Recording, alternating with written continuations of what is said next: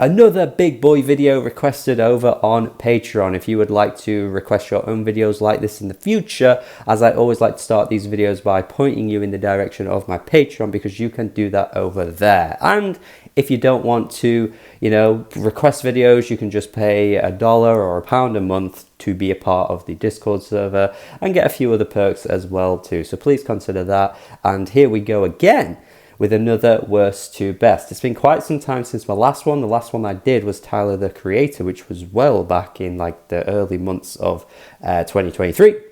And it's great to be back doing another worst to best here with Jessie Ware, who is a British artist who, if you aren't already aware of her, she is a pop singer and in the past couple of years has seen quite an interesting increase of support and has quite a rising fan base now due to her more disco pop leaning music, which has been really great to see. But of course, she didn't just start in 2020 with What's Your Pleasure. She's had 5 albums overall in her discography, and I'm going to rank them here from worst to best. Well, it does feel like these days Jessie Ware is quite a well-known pop singer. She hasn't actually had a great amount of success commercially yet, really. Her albums have done relatively well in the charts, but she's never really had that many songs popping off in the singles charts, which is kind of baffling, because when you go through her discography, there's at least a couple tracks per album that you could easily see making their way into the charts in some kind of way, and yet she never really has had that success. It's quite a shame, because I think she's a very talented singer-songwriter and worthy of doing a worst to best for, obviously, as I'm doing right now. But yeah, sometimes that's just the way the cookie crumbles. That's just the way the cookie crumbles. And for some reason, we don't always see these really talented singers, songwriters making their way into fame and stardom. And I just don't get it. I will be asking this question for the rest of my life, because I don't think things are ever going to change. But seriously, these things confuse me, and Jessie Ware is a very, very good pop singer who should be topping the charts. Why does this not happen? I don't know. But regardless, before we go on a rant, please tell me your thoughts on your ranking and how you'd rank her discography. Maybe even if you haven't heard all her albums, what would you rank her best songs? That could be a future video from me as well, maybe top 10 Jessie Ware songs at some point. So either or, please give me a ranking in the comments, tell me your thoughts on mine, and let's get into it.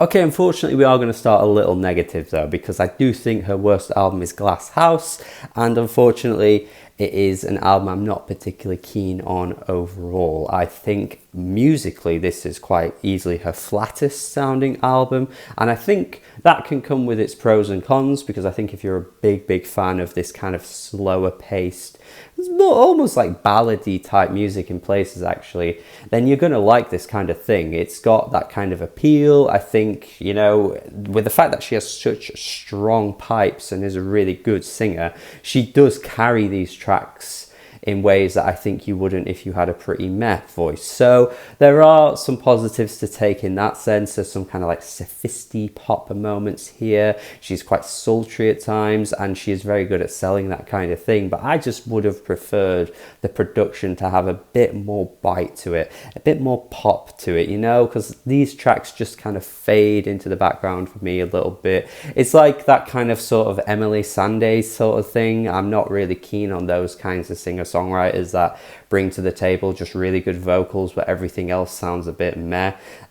This album kind of reminds me of that. I already have a Leanne LaHarvest for this kind of thing, who has a much more richer sound palette when it comes to the production, and has moments that really stand out, and has really beautiful piano, guitar moments that just really make everything come together. And this album just doesn't really bring that. Paired with the fact as well that there's like a track, Alone and Last of the True Believers, which are literally like the same lyrical motifs. Like, if you're going to do a song about wanting to be alone with somebody and wanting to finally just be you two in a room together, then that's fine. But you don't need to do it twice on one album, especially when both of them weren't even like, that great individually anyway. They're just such cliche lyrics here. Thinking About You as well, that track is super cliche. you know, it's hard to make a song like that when Frank Ocean already has a song that's so good in that kind of realm. You know, again, it just makes you think, this could have been better if the writing was just a bit sharper. But she does hit the nail on the head when it comes to just touching on super cliches on this one. So yeah, for me, easily and handily her worst album. And bizarre that this came right before What's Your Pleasure, because they could not sound further apart from one another, really. I do not get the progression of her albums. It's so strange that this came 3 years before that one.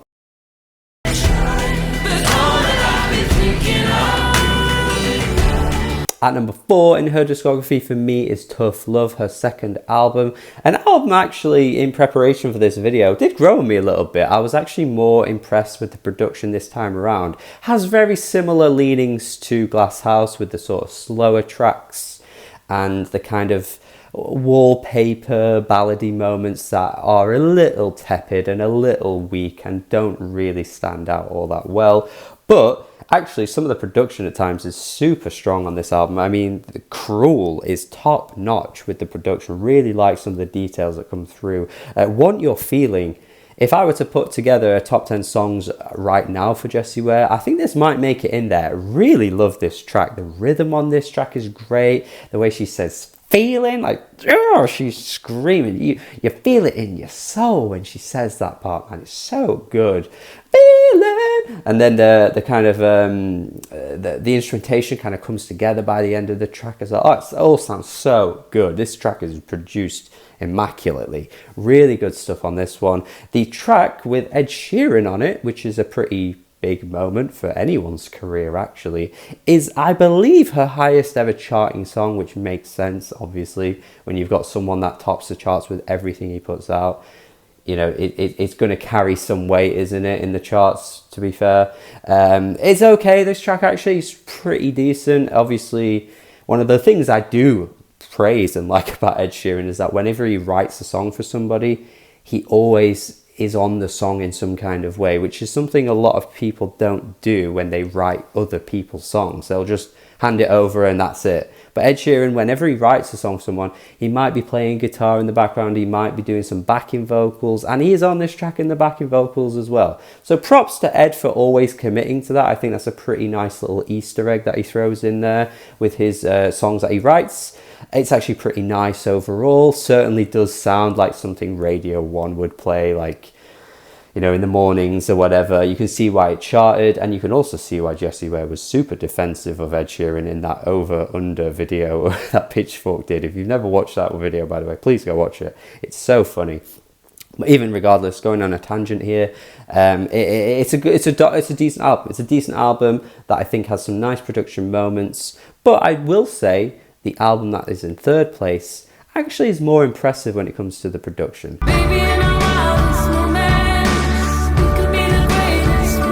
I feel like somebody was semi-expecting some kind of crazy hot take here in where I don't have What's Your Pleasure in like her top 2. But no, that's not what I'm doing right now. Devotion is her third best album for me. And I think her top 2, regardless of the order, is probably going to be most people's top 2, I would say. But Devotion, honestly, is pretty underrated. Like, this is a good album, man. This is a good, solid debut album with, again, I'm going to bring up the production, some really nice moments production-wise. Like, there's some really, really cool electronic leanings on this album. You can kind of tell it comes from the era it does, because around this time, she'd just done the Subtract feature on that 2011 album, which was really cool. Go check that out if you never have. I think she has 2 features on the album, actually.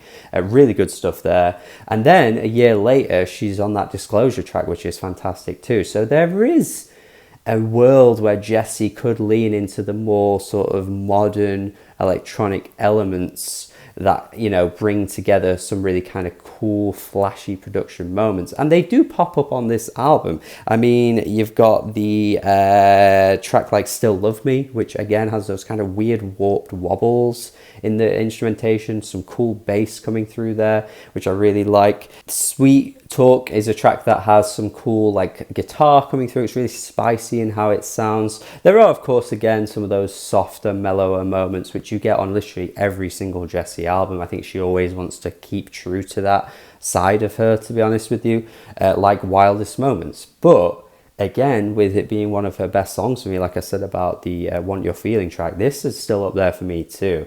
I mean, these albums might not click fully into place from start to end, but God, do they have some excellent moments. And Wildest Moments is so powerful. Such a well-performed, emotive track that I still to this day think is fantastic. One of the best of the year that it came out, 2012. And yeah, like I say, some nice flickerings here and there of some cool little production moments that I think she really sells and sounds really good for her.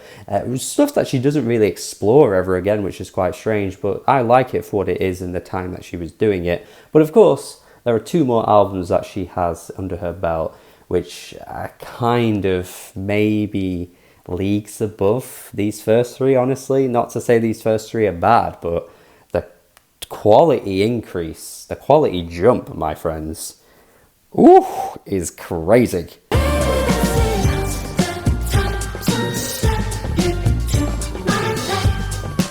Starting with number 2, What's Your Pleasure? I always say it with these videos, but the moment I give away what's number 2 gives away number 1, and it really annoys me. But still, my God, What's Your Pleasure? The sensuality, the seductiveness, she is just oozing so much charisma. It bursts out of nowhere. Like, there is no track on any of those first 3 albums that has that just straight up oof, ooh, ah, ee, ooh of tracks like the title track or even Spotlight or Ooh La La. Something comes out of her. She unleashes the beast when it comes to 2020. Maybe it's those lockdown months. We all were on we were all in weird places. Maybe she just wanted to unleash something. But she does say in an interview, though, actually, that she was doing live shows prior to What's Your Pleasure, and she was saying, like, she just looked at the crowd and she was happy with the music she was making, but she was just like, I need to get you guys dancing. And I think that is very much indicative of what she ends up coming up with post What's Your Pleasure, because these tracks are super groovy, super danceable. The hooks pop like crazy. Soul Control, the vocals on that chorus are fantastic. Step Into My Life is so zany and quirky, and it's so upbeat, it's so danceable. I've already mentioned the title track as well, but that track is just like already feels like a disco staple. Like, it's only 3 years old, but you could slip this track into any disco playlist and it would feel like a classic disco song already. I don't know how it has that timeless feel to it, but god damn, what a track that one is. For me as well, Ooh La La is one of the best tracks. You know, Save a Kiss as well has that kind of like house influence coming through as well. But yeah, really like the playfulness and the fun, and she still has time to throw in, you know, those slower tracks like Remember Where We Are, which is a really strong closing track. Has a bit more of a flourish to the instrumentation, this one, compared to some of her older material, which I really do like. So yeah, there's lots to really like about this album. It was such a nice pivot. It was such a nice total change in what she was doing before, and my god, did she sell it. I mean, the reception this album got was super strong. Some people were putting it as their album of the year at the time as well, or one of their top 10 albums of the year.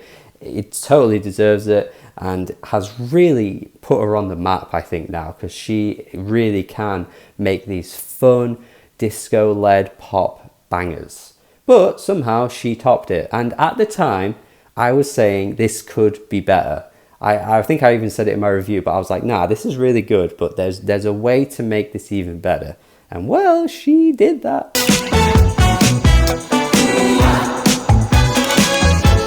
She unleashed the inner seductiveness on What's Your Pleasure, but by the time we get to That Feels Good, she has blossomed into the lady, lover, freak, and a mother by this point. Because this album, my friends, is so bloody good. By this point of the year, as of recording this video, it's still one of my albums of the year. And for me, what makes it stand above What's Your Pleasure is just how more airtight the album is, but also the funk that comes through, because goddamn is there funk on this album. She still is sticking true to those disco elements, but for me, what makes this album pop even more is those funky moments to it. I mean, the opening track, that bass line is fantastic. It's so stellar. The way it sort of like emulates some like early Rick James as well is super fun. It's super catchy. I mean, that whole track run from That Feels Good, Free Yourself, Pearls, Hello Love, and Begin. Woo! What a run that is.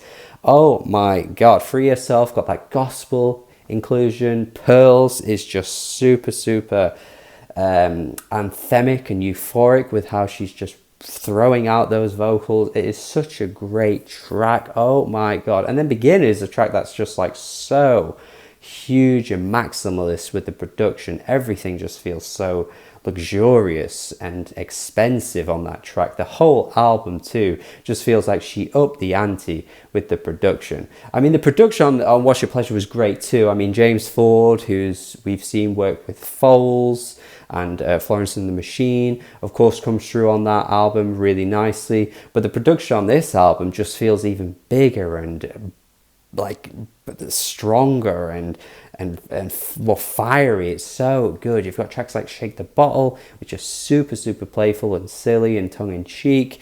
You've got freaking Beautiful People as well, which is another great moment on the album. Super danceable, super catchy. She still again has time to throw in that sort of slower lightning moment, which we get on, like I said, every single album, but you know, it doesn't feel out of place. It doesn't feel like it shouldn't be there. It's still a really nice moment. These lips as well. I mean, damn, Jessie, you are giving us some naughty stuff here, but no, seriously, really good stuff on this track, on the whole album too. It's easily her best for me. I think it has surpassed What's Your Pleasure already, even though it's only been out a short period of time. And I still feel like within a year or a couple of years, I'll still feel the same about this, because I just think it is the best one up until this point. But interesting to see if she can do this again.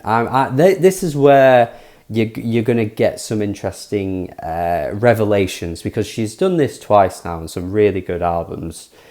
Can she do a third album in a row that emulates this style and takes it even further, while also sticking to the sort of like disco funk roots? It's interesting to see where she's going to go now, because will it get boring? Will it get stale? Or will she find new ways to make it entertaining? Because I think that's what That Feels Good did really well. It's just so playful and cheeky and silly at times that it made for such an entertaining listen. And if she can do that again, that would be pretty impressive. So Jessie, an unsung hero of pop music at the moment. She should have had like 6 or 7 or 8 hits of the past 3 years alone with these 2 albums in the charts, but she hasn't had it for whatever reason. But I'm hopeful she can bring together even more great albums going forward, because she has it in her. And that is it from me. That is my worst to best of Jessie Ware's 5 albums so far in her discography. If you agree, disagree, please tell me in the comments what you think of my opinions here. Would love to see what you guys have to say. And that is it from me. Going to stop it there before I go on even further and ramble on and on and on. Please check out my Patreon, as I already said. Please subscribe to the channel if you haven't already. Check out more videos like this as well, and goodbye, subscribe, goodbye.